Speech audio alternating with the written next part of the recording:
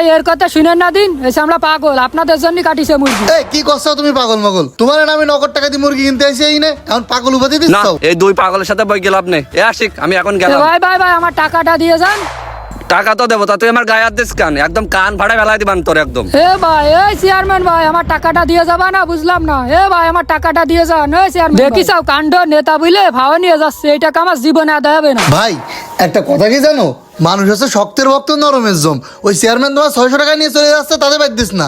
আমি গরিবের ছেলে না, 10 টাকা শর্ট পড়ে গেছে, অপমান তো করলে গেলে জিনিসটাও দিলাম। আমি তো বলেছি যে আমার ছোট ভাইদের টাকা পাঠাই দিবা না, তাও তুমি বিশ্বাস করতে আরে পারলে না। ভাই চেয়ারম্যান মানুষ এরকম করবে আমি কি বুঝতে পারিছি?